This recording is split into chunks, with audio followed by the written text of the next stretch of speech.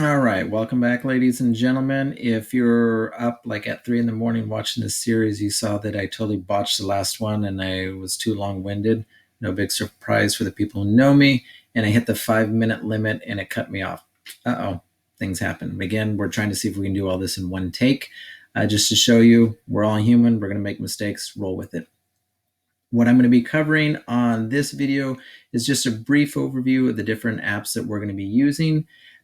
My recommendation, if you're not totally familiar with Google, just take some time, click into each one, monkey around with it, try it out, see the different things.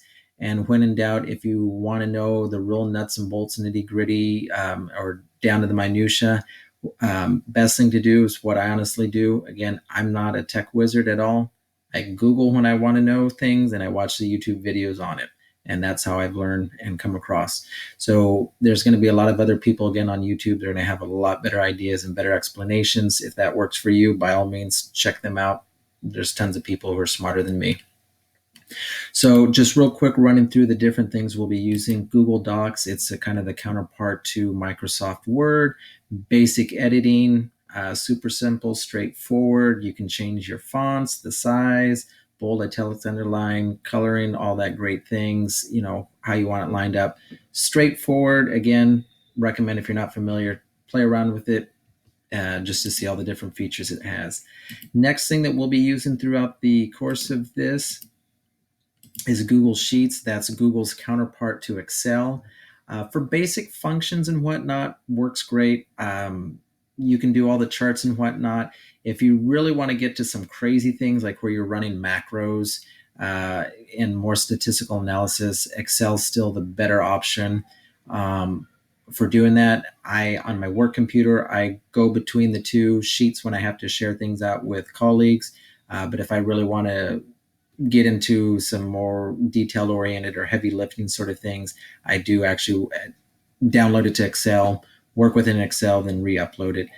But generally speaking, for most of you, what you'd be doing, like in your elementary grade levels, Google Sheets is going to cover everything you need. Secondary probably will cover the vast majority, 70 to 80% of it.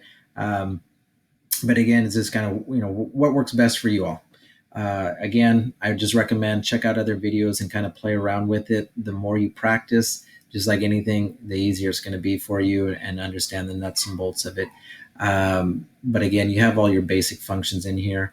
And Google Sheets is tied to Google Forms. So if you set up a form, your responses are going to be tabulated within Google Forms, but you also can create a Google Sheet to kind of see where kids are at.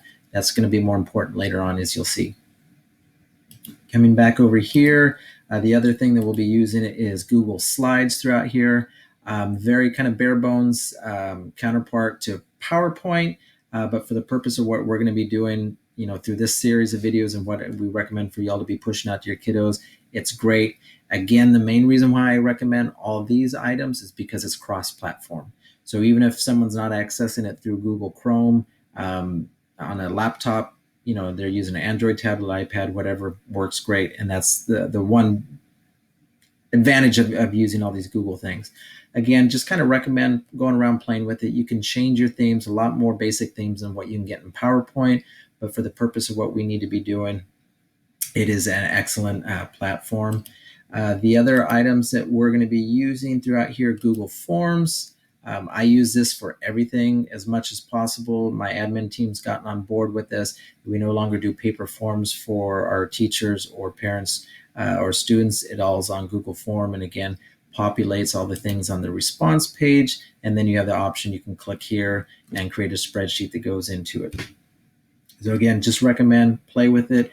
This is going to be something crucial on documenting student engagement as we go along. It'll be a little bit easier as we build the lessons to kind of understand how we're going to be using this. One that's going to be more than likely new to a lot of you, it's actually new to me, Google Jamboard. This is an awesome thing. Basically think of it as a virtual whiteboard, and I'm going to recommend that you use this instead of your real whiteboard and try to video yourself. Not going to work. So I just got my reminder, we're running short on time. Again, this is a brief overview on these are only the apps that we'll be using as we set up everything. As always, don't subscribe, comment, rant, and rave below in the comment section. And if you have any questions, email me.